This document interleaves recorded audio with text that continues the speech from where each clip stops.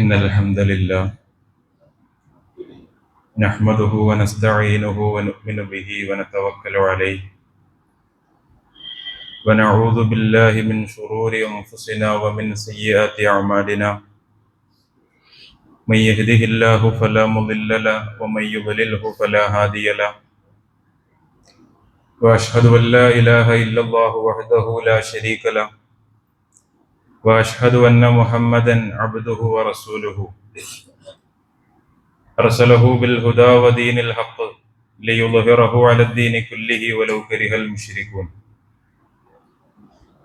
أما بعد فإن خير الحديث كلام الله وخير الهدي هدي محمد صلى الله عليه وسلم وشر الأمور محدثاتها وكل محدثة بدعة وكل بدعة ضلالة وكل ضلالة في النار. اللهم صل على محمد وعلى آل محمد كما صليت على إبراهيم وعلى آل إبراهيم. اللهم بارك على محمد وعلى آل محمد كما باركت على إبراهيم وعلى آل إبراهيم إنك حميد مجيد.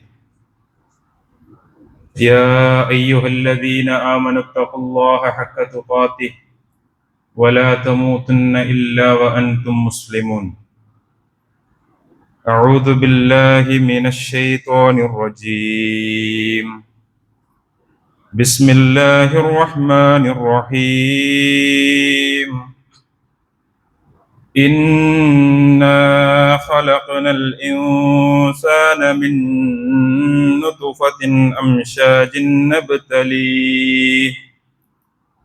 أمشاج نبتليه فجعلناه سميعا بصيرا. إنا هديناه السبيل إما شاكرا وإما كفورا. സമാധരണീയരായ സത്യവിശ്വാസികളെ, വിശ്വാസിനികളെ,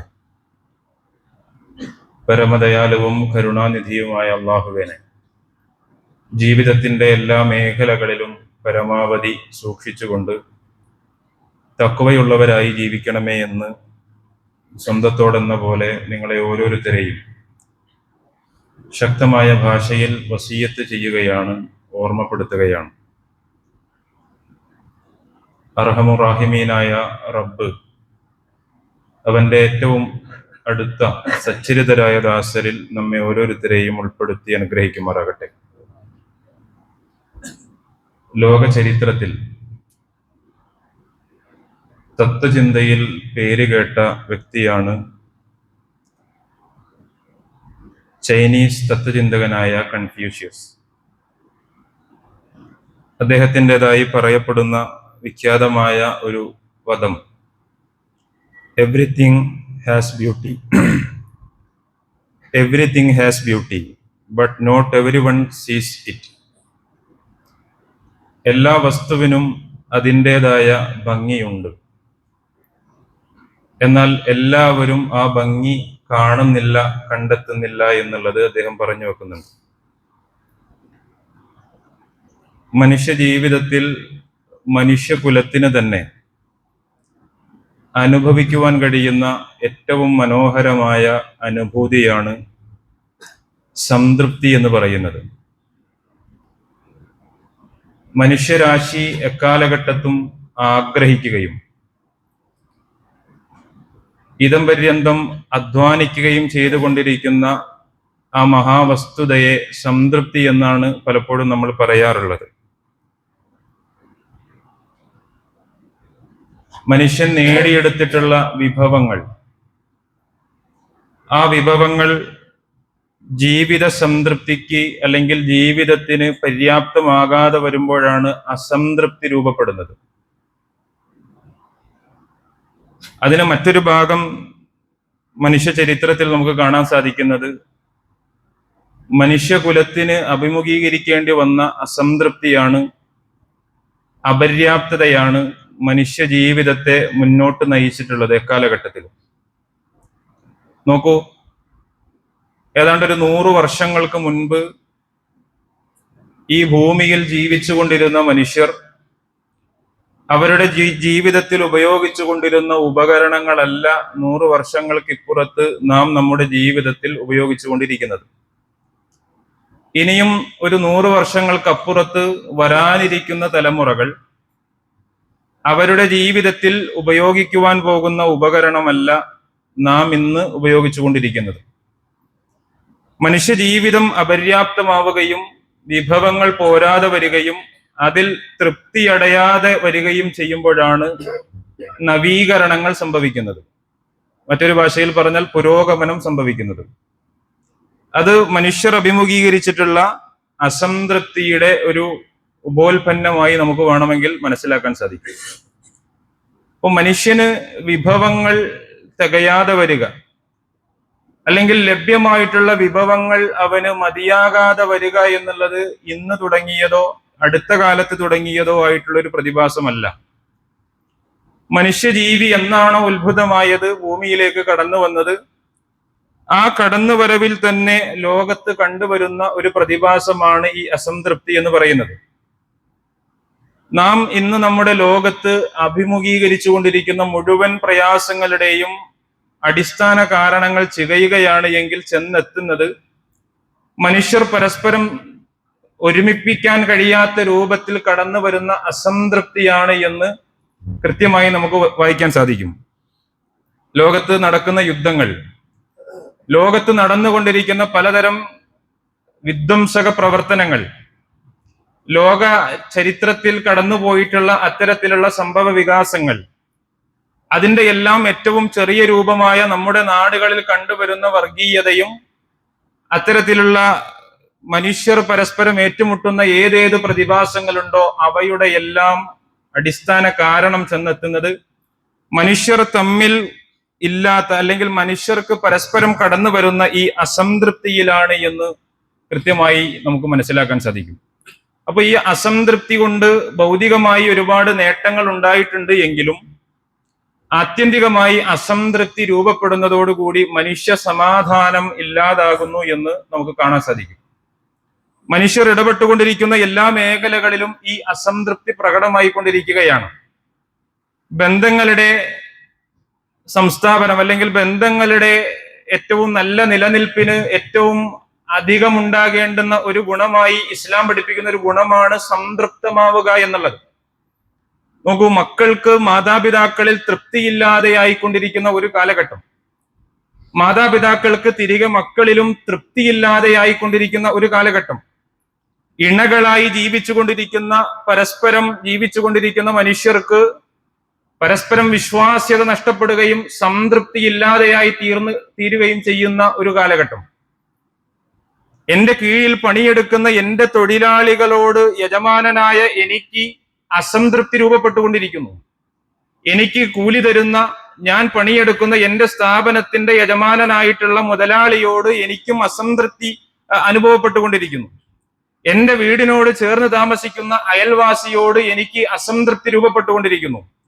എന്റെ അധ്യാപകനോട് എനിക്ക് അസംതൃപ്തി രൂപപ്പെട്ടുകൊണ്ടിരിക്കുന്നു. എന്റെ വിദ്യാർത്ഥിയോട് എനിക്ക് അസംതൃപ്തി മനുഷ്യർ ഇടപെട്ടുകൊണ്ടിരിക്കുന്ന മുഴുവൻ മേഖലകളിലും ഇത്തരത്തിലുള്ള അസംതൃപ്തികൾ തലപൊക്കിക്കൊണ്ടിരിക്കുന്ന ഒരു യുഗത്തിലാണ്, ഒരു വർത്തമാന കാലഘട്ടത്തിലാണ് നാം ഈദുൽ അദ്ഹ ആഘോഷിക്കുന്നത്. ഖലീലുല്ലാഹി ഇബ്രാഹിം നബി അലൈഹി സ്വലാത്തു വസ്സലാമയുടെ ചരിത്രങ്ങൾ അവിടുന്ന് വരച്ചു കാണിച്ചു തന്നിട്ടുള്ള ജീവിത പാഠങ്ങൾ അയവിറക്കിക്കൊണ്ടാണ് ഇന്നലെ നമ്മൾ ഈദുൽ അദ്ഹ ആഘോഷിച്ച് പിരിഞ്ഞു പോയിട്ടുള്ളത്. നമ്മോടൊപ്പം ഉണ്ടായിരുന്ന ഹാജിമാർ അവരുടെ ഹജ്ജ് കർമ്മങ്ങൾ പൂർത്തിയാക്കിക്കൊണ്ടിരിക്കുന്നു. അല്ലാഹു സുബ്ഹാനഹു വ തആല അവർക്ക് സുരക്ഷിതമായി മഖ്ബൂലും മബ്റൂറുമായ ഹജ്ജ് നിർവഹിച്ചുകൊണ്ട് സ്വദേശങ്ങളിലേക്ക് മടങ്ങാനുള്ള തൗഫീഖ് നൽകി അനുഗ്രഹിക്കുമാറാകട്ടെ. പറഞ്ഞു വരുന്നത്, ഇബ്രാഹിമി മില്ലത്തിൽ നിന്നും ഇബ്രാഹിം നബി അലൈഹി സ്വലാത്തു വസ്സലാമയുടെ ജീവിതം ഇക്കാലഘട്ടത്തിൽ ചർച്ച ചെയ്യുന്ന നമ്മളിൽ ഉണ്ടാകേണ്ട ഏറ്റവും വലിയ ക്വാളിറ്റിയായി ഞാൻ മനസ്സിലാക്കുന്നത് നമ്മുടെ ജീവിതം സംതൃപ്തമായിരിക്കുക എന്നുള്ളതാണ്. നോക്കൂ, ഒരു സമൂഹത്തിൽ പരസ്പരം അസംതൃപ്തി രൂപപ്പെട്ടു കഴിഞ്ഞാൽ അനീതിയും അക്രമവും അവിടെ ജനകീയമാകുമെന്ന് സാമൂഹിക പഠനങ്ങൾ തെളിയിക്കുകയാണ്. ഒരു സമൂഹത്തിൽ രണ്ട് വിഭാഗങ്ങൾക്കിടയിൽ പരസ്പരം സംതൃപ്തിയില്ലാതെയാണ് അവർ ജീവിക്കുന്നത് എങ്കിൽ കുടുംബമായിക്കൊള്ളട്ടെ, സമൂഹമായിക്കൊള്ളട്ടെ, സംഘടനയായിക്കൊള്ളട്ടെ, രാജ്യമായിക്കൊള്ളട്ടെ, ഏത് പ്രസ്ഥാനമായിക്കൊള്ളട്ടെ, അവിടെ സംതൃപ്തമല്ലാത്തതാണ് അവരുടെ നടന്നുപോക്കുകളെങ്കിൽ അക്രമവും അനീതിയും അവിടെ രൂപപ്പെടുമെന്ന് സാമൂഹിക പഠനങ്ങൾ നമ്മെ തെളിയിക്കുകയാണ്. അപ്പോൾ ജീവിതത്തിൽ സംതൃപ്തി നേടേണ്ടത് ഏറെ പ്രധാനമാണ് എന്ന് നമ്മൾ മനസ്സിലാക്കുന്നു. സംതൃപ്തി ഉണ്ടാവുക എന്നുള്ളത് ജീവിതത്തിന്റെ സുരക്ഷിതമായ നിലനിൽപ്പിന് ഏറെ ഭൂഷണമാണ് എന്ന് നമ്മൾ തിരിച്ചറിയുന്നു. അതുകൊണ്ട് തന്നെ ഇസ്ലാം വളരെ കൃത്യമായി ആ മാർഗത്തെ പഠിപ്പിക്കുന്നു. ചരിത്രങ്ങളിലൂടെ, മത അധ്യാപനങ്ങളിലൂടെ, ദൈവിക ദർശനങ്ങളിലൂടെ, പ്രവാചകൻ സല്ലല്ലാഹു അലൈഹി വസല്ലമയുടെ ഉപദേശങ്ങളിലൂടെ ജീവിതത്തിൽ മനുഷ്യർ കൈവരിക്കേണ്ടുന്ന ജീവിത സമാധാനത്തിനുള്ള വെളിച്ചത്തെ അല്ലാഹു സുബ്ഹാനഹു വ തആല മനോഹരമായി ഇസ്ലാമിലൂടെ അല്ലെങ്കിൽ ഇസ്ലാം കൊണ്ട് നമ്മെ പഠിപ്പിക്കുന്നുണ്ട്. പലപ്പോഴും ആധുനിക ലോകം സംതൃപ്തിക്കിട്ടിരിക്കുന്ന മാനദണ്ഡം എന്ന് പറയുന്നത് കറൻസികളുടെ കണക്കിലാണ്. അല്ലെങ്കിൽ ആരാണ് ഏറ്റവും അധികം ഉപകരണവൽക്കരണത്തിന് വിധേയമായിട്ടുള്ളത്, ആരാണ് ഏറ്റവും കൂടിയ ഗാഡ്ജറ്റുകൾ ഉപയോഗിക്കുന്നത്, ഏറ്റവും ലേറ്റസ്റ്റ് ആയിട്ടുള്ള ഉപകരണങ്ങൾ ഉപയോഗിക്കുന്നവൻ ആരാണ് എന്ന് പരിശോധിച്ചുകൊണ്ടാണ് മനുഷ്യ ജീവിതത്തിന്റെ സംതൃപ്തിക്ക് ആധുനിക ലോകം വിലയിട്ടുകൊണ്ടിരിക്കുന്നത്. അവർ വിനിമയം ചെയ്യുന്ന കറൻസികളുടെ അളവിൽ, അവർ നിക്ഷേപിച്ചിട്ടുള്ള അവരുടെ നിക്ഷേപത്തിന്റെ തോതിൽ, വിനിമയ നിരക്കെല്ലാം പരിശോധിച്ചുകൊണ്ടാണ് സംതൃപ്തമായ ജീവിതമാണോ നയിക്കുന്നത് എന്ന് ആധുനിക ലോകം പഠിച്ചുകൊണ്ടിരിക്കുന്നത്. എന്നാൽ ഇസ്ലാം പഠിപ്പിക്കുന്ന വളരെ കൃത്യമായ ദർശനം എന്ന് പറയുന്നത് സംതൃപ്തി ലഭ്യമാകണമെങ്കിൽ കറൻസിയുടെ വലുപ്പ ചെറുപ്പമല്ല പരിശോധിക്കേണ്ടത്, അതല്ല ക്രമീകരിക്കേണ്ടത്. സാമ്പത്തികമായിട്ടുള്ള നിലനിൽപ്പല്ല, അതിന്റെ കൂടുതലും കുറവുമല്ല ജീവിതത്തിൽ സംതൃപ്തിയെയും സമാധാനത്തിനെയും പരിശോധിക്കുവാൻ മാനദണ്ഡമാക്കേണ്ടത്. ഇസ്ലാം പഠിപ്പിക്കുന്നത് മാനസികമായ അച്ചടക്കമാണ്. മാനസികമായ അച്ചടക്കമാണ്, ചിന്തകളുടെ ശരിയായ നടത്തിപ്പാണ് ജീവിതത്തിൽ മനുഷ്യന് സംതൃപ്തിയും സമാധാനവും കൊണ്ടുവന്ന് തരിക.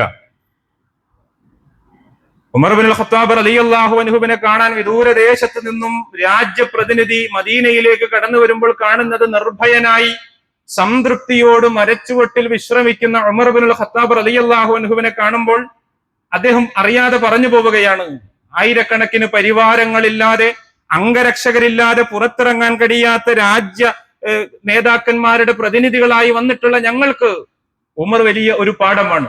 നിങ്ങൾ നീതി പാലിക്കുകയും ശരിയാം വിധത്തിൽ ഈ സമൂഹത്തെ നയിക്കുകയും ചെയ്തതിന്റെ ഫലമായി കൊണ്ട് നിങ്ങൾ നിർഭയനായി സംതൃപ്തിയോടുകൂടി നിലനിൽക്കുവാൻ നിങ്ങൾക്ക് സാധിച്ചിട്ടുണ്ട് ഉമർ എന്ന് അവിടെ ഇസ്ലാമിക ഐഡിയോളജിയെ, അതിന് പുറത്തുള്ള വ്യക്തികൾ അല്ലെങ്കിൽ ആളുകൾ അതിനെ സാക്ഷ്യപ്പെടുത്തുന്നുണ്ട്. നൂഹ് നബി അലൈഹി സ്വലാത്തു വസ്സലാം ഇസ്ലാമിലെ ഏറ്റവും പ്രധാനപ്പെട്ട ഒരു പ്രവാചകനാണ്. ഉലുൽ അസ്മിൽപ്പെട്ട, ഇസ്ലാമിക ചരിത്രത്തിൽ ഏറ്റവും അധികം ത്യാഗനിർഭരമായ ജീവിതം കാഴ്ചവെച്ചിട്ടുള്ള പ്രവാചകനാണ് നൂഹ് നബി അലൈഹി സ്വലാത്തു വസ്സലാം. അദ്ദേഹത്തെ പരിശുദ്ധ ഖുർആൻ പരിചയപ്പെടുത്തിയിട്ടുള്ള മനോഹരമായ ഒരു പദം ഇന്നഹു കാന അബ്ദൻ ശക്കൂറ എന്നുള്ള പദം കൊണ്ടാണ്. നിശ്ചയം നൂഹ് അദ്ദേഹം നന്ദിയുള്ള ഒരു അടിമയായിരുന്നു എന്ന് സാക്ഷാൽ സൃഷ്ടാവ് ഒരു അടിമയെ തന്നെ പരിചയപ്പെടുത്തുന്നുണ്ട്. ഒന്ന് ആലോചിക്കണം. നൂഹ് നബി അലൈഹി സ്വലാത്തു വസ്സലാമയുടെ ഗതകാലത്തെ പറ്റി, ചരിത്രത്തെ പറ്റി നമ്മൾ അയവിറക്കണം. ജീവിതത്തിന്റെ ഏതേതു മേഖലകളിലാണ് നൂഹ് നബി അലൈഹി സ്വലാത്തു വസ്സലാം വിചാരിച്ചതുപോലെ ജീവിതത്തെ കൊണ്ടുപോകാൻ സാധ്യമായിരുന്നത്? ഏറ്റവും പ്രധാനപ്പെട്ട ദൗത്യവുമായി ഭൂമിയിലേക്ക് കടന്നു വന്നവരാണ് പ്രവാചകന്മാർ. അവർക്ക് കുടുംബത്തെ എന്നതുപോലെ തന്നെ ഈ സമൂഹത്തോട് വലിയ ബാധ്യതകൾ ഉണ്ടായിരുന്നു. ഈ സമൂഹത്തിന്റെ നവീകരണത്തിന് ചുമതലപ്പെട്ടവരാണ് ഓരോ പ്രവാചകന്മാരും. സാക്ഷാൽ നൂഹ് നബി അലൈഹി സ്വലാത്തു വസ്സലാമക്ക് ആ ദൗത്യത്തിൽ കാര്യമായ നേട്ടങ്ങൾ കൈവരിക്കുവാൻ സാധിച്ചിട്ടില്ല എന്ന് പരിശുദ്ധ ഖുർആൻ സാക്ഷ്യപ്പെടുത്തുന്നുണ്ട്. ഒരു പുരുഷായുസ് എന്ന് നമ്മൾ കണക്കാക്കുന്നതിന് എത്രയോ അപ്പുറമാണ് നൂഹ് നബി അലൈഹി സ്വലാത്തു വസ്സലാം അക്രമികളായിട്ടുള്ള ആ ജനവിഭാഗങ്ങളോട് തൗഹീദിനെ പറ്റി സംസാരിച്ചത്. എന്നിട്ടും പ്രവാചകൻ ആഗ്രഹിച്ചതുപോലെ ആ സമൂഹത്തിൽ കൃത്യമായ ഒരു പരിവർത്തനത്തിനൊന്നും സാധ്യമാകാതിരുന്നിട്ടുകൂടി ആ ദൗത്യം ഏറ്റെടുത്ത് ദൗത്യം നൽകിയിട്ടുള്ള സൃഷ്ടാവിനോട് പരിപൂർണമായ നന്ദിബോധത്തോടുകൂടി നിലനിൽക്കുവാൻ അബുൽ ബഷർ നൂഹ് നബി അലൈഹി സ്വലാത്തു വസ്സലാമക്ക് ജീവിതത്തിൽ സാധ്യമായിരുന്നു എന്ന് ആ സാധ്യമാകലിനെ സാക്ഷാൽ ദൈവം തന്നെ, അള്ളാഹു തന്നെ പരിശുദ്ധ ഖുർആനിലൂടെ സാക്ഷ്യപ്പെടുത്തി പറയുന്നതും പരിശുദ്ധ ഖുർആനിൽ നമുക്ക് കാണാൻ സാധിക്കും. അപ്പോൾ നന്ദിബോധം സംതൃപ്തിയുടെ വലിയൊരു ഘടകമാണ്. ജീവിതത്തിൽ നൽകപ്പെടുന്ന അനുഗ്രഹങ്ങളെ കണ്ടെത്തിക്കൊണ്ട് ആ നന്ദിബോധത്തെ പ്രകടിപ്പിക്കുവാൻ ജീവിതത്തിൽ നമുക്ക് സാധിക്കേണ്ടതുണ്ട്. ഇബ്നുൽ ഖയ്യിം റഹ്മത്തുള്ളാഹി അലൈഹി മനോഹരമായി ഒരു വിവക്ഷ കൊണ്ട് അദ്ദേഹം നന്ദിബോധത്തെ അടയാളപ്പെടുത്തുന്നുണ്ട്. അദ്ദേഹം പറയുന്നു, എന്റെ സൃഷ്ടാവായ അള്ളാഹു എനിക്ക് നൽകി അനുഗ്രഹിച്ചതിനേക്കാൾ എത്രയോ മടങ്ങാണ് എന്റെ ജീവിതത്തിൽ നൽകാതെ എന്നെ അനുഗ്രഹിച്ചിട്ടുള്ളത് എന്ന് അദ്ദേഹം പറയുന്നുണ്ട്. വലിയ ആശയം, ഒരുപാട് ചിന്തകൾക്ക് വഴിവെക്കാവുന്ന, ഒരുപാട് വിശാലമായ ആഴമേറിയ ചിന്തകൾക്ക് നമ്മെ സഹായിക്കുന്ന ഒരു പ്രയോഗമാണ് അദ്ദേഹം നടത്തിയിട്ടുള്ളത്. നൽകി അനുഗ്രഹിച്ചതിനേക്കാൾ, പറ്റിയതിനേക്കാൾ എത്രയോ അപ്പുറമാണ് അള്ളാഹു നൽകാതെ പോയ കാര്യങ്ങളെന്ന് അദ്ദേഹം പറയുന്നുണ്ട്. നാം നമ്മുടെ ജീവിതവുമായി അതിനെ താരതമ്യപ്പെടുത്തേണ്ടതുണ്ട്. പരിശുദ്ധ ഖുർആൻ ഒരു അമാനുഷിക ഗ്രന്ഥമാണ്, ഒരു ദൃഷ്ടാന്തമാണ്. അതിന്റെ ഓരോ പദങ്ങൾക്കും ഓരോ ആയത്തുകൾക്കും വലിയ പ്രസക്തിയുണ്ട് നമ്മുടെ ജീവിതത്തിൽ. ആയത്തുകൾക്ക് മാത്രമല്ല, ആ ആയത്തുകൾ വെച്ചിരിക്കുന്ന സ്ഥലത്തിന് പോലും വലിയ പ്രസക്തിയുണ്ട്. പരിശുദ്ധ ഖുർആനിലെ ഒരു അധ്യായമാണ് സൂറ ഫജ്ർ എന്ന് പറയുന്നത്. നമ്മളെ എല്ലാവരും പാരായണം ചെയ്യുന്ന, അല്പമെങ്കിലും വിശ്വാസം ഹൃദയത്തിൽ ഉള്ളിലുള്ള ഒരു മനുഷ്യന് സൂറ ഫജ്റിന്റെ ആശയ തലങ്ങളിലേക്ക് ഇറങ്ങാൻ സന്നദ്ധമാവുകയാണ് എങ്കിൽ അവർ തകർന്നു പോകും, ഹൃദയം മാറിമറിയും.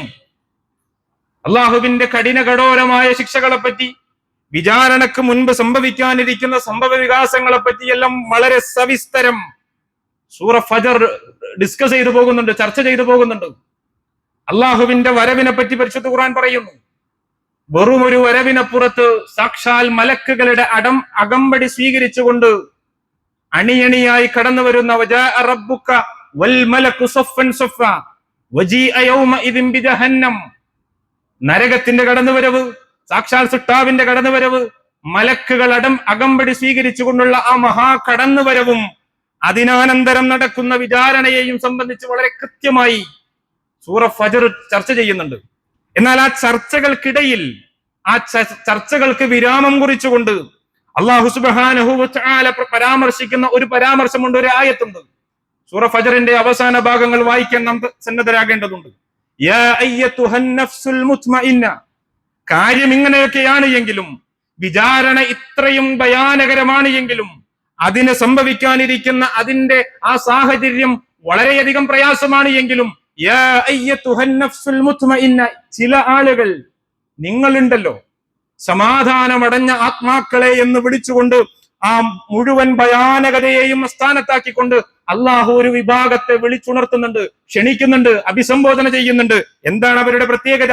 ഇർജിഇ ഇലാ റബ്ബികി റാദിയതൻ മർളിയ, നിങ്ങൾ സംതൃപ്തരായിരുന്നു, നിങ്ങൾ നൽകപ്പെട്ടതിൽ അങ്ങേയറ്റം സംതൃപ്തരായിരുന്നു, അതുകൊണ്ട് നിങ്ങളുടെ സൃഷ്ടാവ് നിങ്ങളിലും സംതൃപ്തമായിട്ടുണ്ട് കേട്ടോ എന്ന് അള്ളാഹു ഒരു വിഭാഗത്തെ അവരുടെ ജീവിത കാലയളവിൽ അവർ സഹിച്ച ത്യാഗങ്ങൾക്ക് പ്രത്യുപകാരമായി അള്ളാഹു വിളിക്കുന്ന വിളി പരിശുദ്ധ ഖുർആൻ വളരെ കൃത്യമായി നമ്മെ പഠിപ്പിക്കുന്നുണ്ട്. ഫദ്ഖുലി ഫീ ഇബാദി വദ്ഖുലി ജന്നതി, ഈ കാണുന്ന ഭയാനകതകൾ ഒന്നും നിങ്ങളെ ബാധിക്കുന്നില്ല, നിങ്ങൾ യാതൊരുവിധ പേടിയും പേടിക്കേണ്ടതില്ല. വദ്ഖുലി ജന്നതി, എന്റെ സ്വർഗത്തിലേക്ക് നിങ്ങൾ പ്രവേശിച്ചു കൊള്ളുകട്ടോ എന്ന് ഒരു വിഭാഗം മാറ്റി നിർത്തപ്പെടുന്നുണ്ട് എങ്കിൽ ജീവിത കാലയളവിൽ സഹിച്ച ത്യാഗമാണ്, മാറ്റിവെക്കലുകളാണ്, സംതൃപ്തിയോടുകൂടിയുള്ള സമീപനമാണ് അവരെ ആ തലത്തിലേക്ക് ഉയർത്തിയത് എന്ന് പുനർവായന നടത്താൻ നാം സന്നദ്ധമാകേണ്ടതുണ്ട്. ഇവിടെ ഇബ്രാഹിം നബിയുടെ ജീവിതം അടയാളപ്പെടുന്നു. ഇബ്രാഹിം നബിയുടെ ജീവിതം കൃത്യമായി നമ്മുടെ മുൻപിൽ വരക്കപ്പെട്ടു പോയിരിക്കുന്നു. ഒന്ന് ആലോചിച്ചു നോക്കൂ. ലോക ചരിത്രത്തിൽ എത്രയോ മനുഷ്യർ, എത്രയോ യുഗപുരുഷന്മാർ കടന്നുപോയിട്ടുണ്ട്. എന്നാൽ ഇത്രയും ശക്തമായ സ്വാധീനത്താൽ വലയം ചെയ്യപ്പെട്ട ഏത് മനുഷ്യനാണ് ലോക ചരിത്രത്തിൽ കടന്നുപോയിട്ടുള്ളത്? ലോകത്തെ പ്രബലമായ മതവിഭാഗമായ മുസ്ലിം, ഇസ്ലാം, അതിന്റെ അനുയായികൾ നിർബന്ധമായും അനുഷ്ഠിക്കേണ്ടുന്ന ഒരു ആരാധനയെ അപ്പാടെ അള്ളാഹു ബന്ധപ്പെടുത്തിയ ഒരു കുടുംബമായി ഇബ്രാഹിം ഈ കുടുംബം ഇന്നും എണ്ണപ്പെട്ടു പോരുന്നു. ഒരു പ്രവാചകനും നൽകപ്പെടാത്ത അത്യധികം മഹനീയമായ സ്ഥാനം അല്ലാഹു സുബ്ഹാനഹു വ തആല ഖലീലുല്ലാഹി ഇബ്രാഹിം നബി അലൈഹിസ്സലാത്തു വസ്സലാമക്ക് വേണ്ടി തയ്യാറാക്കി കൊടുത്തിരിക്കുന്നു. അതിനു പിന്നിൽ അദ്ദേഹം സഹിച്ച ചില ത്യാഗങ്ങൾ അടയാളപ്പെട്ട് കിടക്കുന്നുണ്ട് എന്നുള്ള കൃത്യമായ അവബോധം നമുക്കുണ്ടാകണം. വെറുതെ നേടിയെടുത്ത ഒരു സ്ഥാനമായിരുന്നില്ല ഇബ്രാഹിം നബിയുടേതെന്ന് കൃത്യമായി നമ്മൾ മനസ്സിലാക്കേണ്ടതുണ്ട്. ചില അർപ്പണ മനോഭാവം, ചില ആത്മത്യാഗങ്ങൾ, ചില വേണ്ടെന്ന് വെക്കലുകൾ, എന്തെന്ത് പ്രതിസന്ധികൾ തന്റെ ചുറ്റും കുമിഞ്ഞുകൂടിയാലും സൃഷ്ടാവിന്റെ കൽപ്പനകൾക്ക് മുൻപിൽ യാതൊരുവിധ അടിയറവുമില്ല എന്ന് പറഞ്ഞുകൊണ്ട് ഒരു മനുഷ്യൻ സന്നദ്ധമായ തയ്യാറായ ആ അടയാളങ്ങളെയാണ് അല്ലാഹു സുബ്ഹാനഹു വ തആല ഇന്നും സൽകീർത്തിയോടുകൂടി ആ കുടുംബത്തെ സ്മരിക്കുന്നതിനുള്ള കാരണമായി നമ്മുടെ ജീവിതത്തിലേക്ക് കടത്തിവിട്ടിട്ടുള്ളത്. അവിടെ സംതൃപ്തി ഏറെ വലിയ ഘടകമാണ്. സംതൃപ്തി ഉണ്ടാകണമെങ്കിൽ പ്രതീക്ഷയുണ്ടാകണമെങ്കിൽ അല്പമെങ്കിലും സാധ്യതകൾ വേണം. ഇബ്രാഹിം നബിയുടെ ജീവിതം ഇത്രയങ്ങ് പ്രസക്തമാകുവാനുള്ള പ്രധാന കാരണം സാധ്യത 1% എങ്കിലും ആ 1%-ത്തിലൂടെ അള്ളാഹു നൽകാനിരിക്കുന്ന ആ പ്രതീക്ഷയുടെ കിരണങ്ങളിലേക്കുള്ള എത്തിനോട്ടമായിരുന്നു ഇബ്രാഹിം നബിയുടെ ജീവിതത്തിന്റെ അന്തസത്ത എന്ന് നമ്മൾ മനസ്സിലാക്കണം. സക്കരിയ നബി അലൈഹി സ്വലാത്തു വസ്സലാമയുമായി ഏറെ സാമ്യതയുള്ള പ്രവാചകനാണ് ഇബ്രാഹിം നബി അലൈഹി സ്വലാത്തു വസ്സലാം. സക്കരിയ നബിയുടെ സമീപത്തേക്ക് അള്ളാഹുവിന്റെ മാലാഖമാർ കടന്നു വരുന്ന രംഗം പരിശുദ്ധ ഖുർആൻ സൂറ മറിയമിന്റെ ആദ്യ ഭാഗങ്ങളിൽ അള്ളാഹു വിശദീകരിക്കുന്നുണ്ട്. സക്കരിയ, നിനക്ക് ഒരു ആൺകുഞ്ഞിനെ അള്ളാഹു നൽകുവാൻ പോകുന്നു, അവന്റെ പേര് യഹ്യ എന്നാണ്. അതുപോലൊരു പേര് അതിനു മുൻപൊരു മനുഷ്യനും അള്ളാഹു നൽകിയിട്ടില്ല. ഇത് കേൾക്കുന്ന മാത്രയിൽ സക്കരിയ നബി അലൈഹി സ്വലാത്തു വസ്സലാമയുടെ പ്രതിവചനങ്ങൾ പരിശുദ്ധ ഖുർആൻ അതേപടി എടുത്തുദ്ധരിക്കുന്നുണ്ട്. അതുപോലെ എടുത്തുദ്ധരിക്കുന്നു.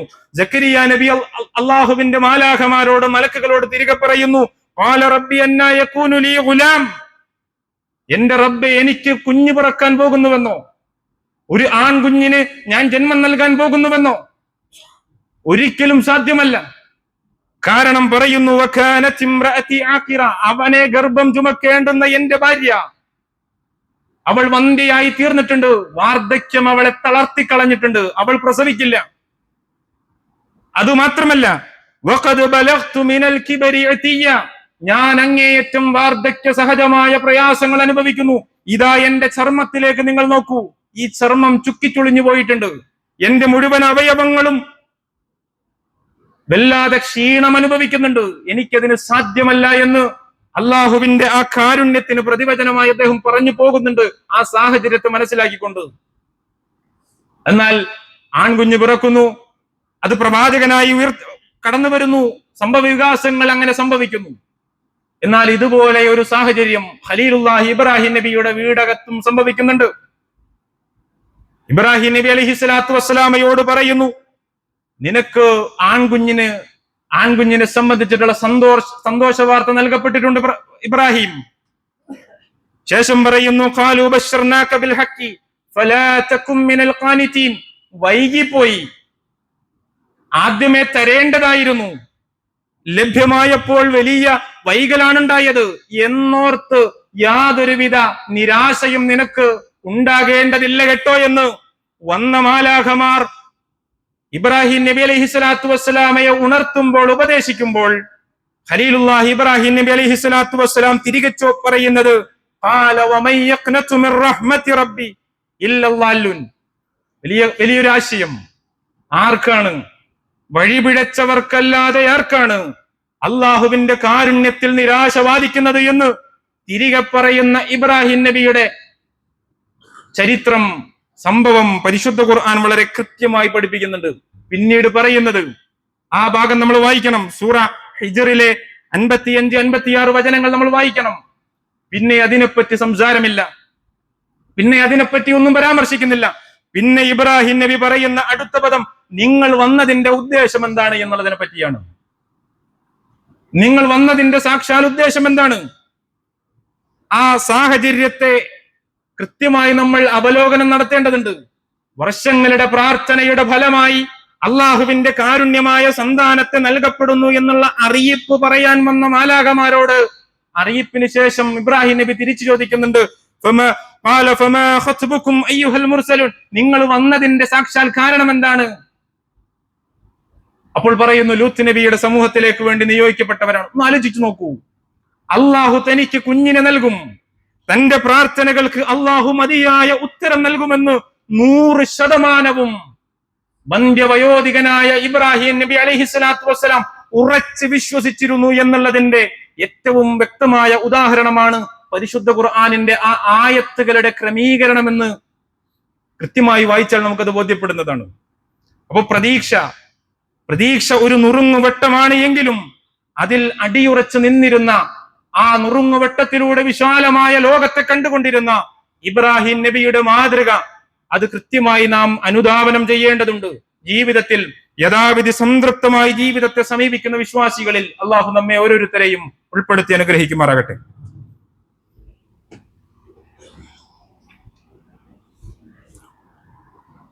അൽഹംദുലില്ലാഹി റബ്ബിൽ ആലമീൻ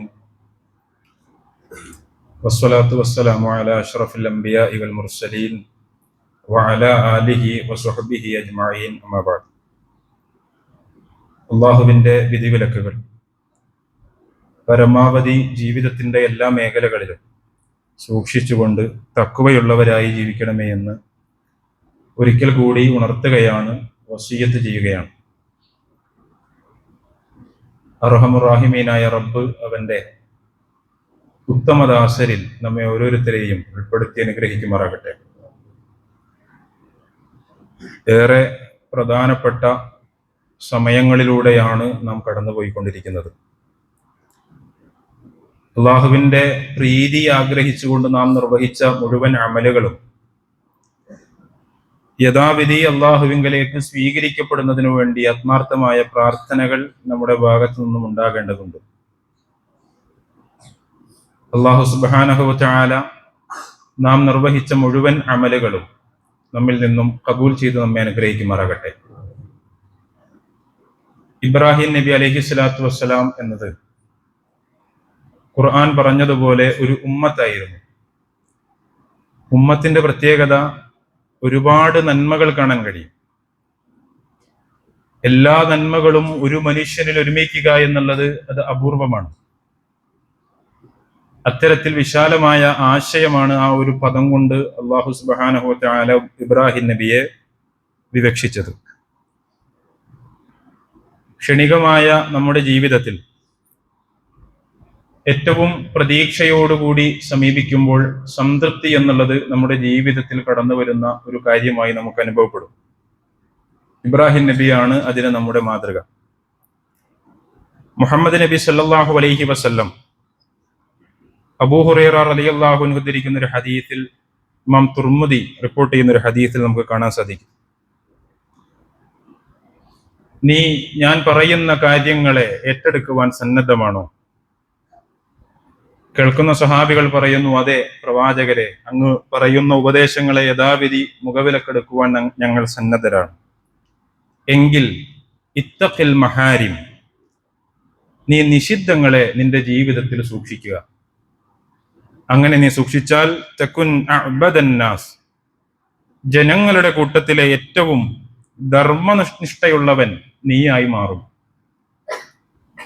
രണ്ടാമതായി പ്രവാചകൻ പറയുന്നു, വറള ബിമാ ഖസമല്ലാഹു ലക, മോനെ, നീ നിന്റെ ജീവിതത്തിൽ അള്ളാഹു നിനക്ക് നൽകിയത്, ആ നൽകിയതിൽ നീ തൃപ്തിപ്പെടുകയാണ് എങ്കിൽ തകുൻ അഗ്നന്നാസ്, ജനങ്ങളുടെ കൂട്ടത്തിലെ ഏറ്റവും സമ്പന്നനും നീയായി മാറും. ഗിന എന്ന പദത്തിന് ഇസ്ലാമിക പരിപ്രേക്ഷ്യത്തിൽ കൂടുതൽ യോജിക്കുന്ന അർത്ഥം ഐശ്വര്യം എന്നാണ്. നമ്മൾ നേരത്തെ പറഞ്ഞ സംതൃപ്തി പോലെ തന്നെ. അപ്പൊ കിട്ടിയതിൽ തൃപ്തിപ്പെടുക എന്നുള്ളത് വലിയ ഒരു ഘടകമായി ഇസ്ലാം പഠിപ്പിക്കുന്നുണ്ട്. പരിശുദ്ധ ഖുർആൻ സൂറ സുഹ്റുഫിലൂടെ അള്ളാഹു പ്രവാചകൻ മുഹമ്മദ് നബി സല്ലല്ലാഹു അലൈഹി വസല്ലമയെ നിയോഗിച്ച ഒരു വർത്തമാനത്തെ പറ്റി പറയുന്നുണ്ട്. അക്കാലഘട്ടത്തിലെ പ്രബലരായ 2 വിഭാഗങ്ങൾക്ക് മുഹമ്മദ് നബി സല്ലല്ലാഹു അലൈഹി വസല്ലമയെ മക്കയിൽ നിന്നും തിരഞ്ഞെടുത്തതിൽ വലിയ അതൃപ്തി ഉണ്ടായിരുന്നു. അവർ ആ ഭാഗം പരസ്യമായി പറയുകയും ചെയ്തു. എന്നാൽ പരിശുദ്ധ ഖുർആൻ അവരുടെ ആശയത്തെ, അവർ പറഞ്ഞു വെക്കുന്ന ആ മേൽക്കൊയ്മയെ തകർത്ത് കളഞ്ഞുകൊണ്ട് പറയുന്നു, അഹും യഖ്സിമൂന റഹ്മത റബ്ബിക്, അല്ല, ഈ പറയുന്ന ആളുകളാണോ അള്ളാഹുവിന്റെ കാരുണ്യത്തെ വിതരണം ചെയ്യുന്നത്? ഈ പറയുന്ന ഈ പ്രബലരായ വിഭാഗമാണോ അത്?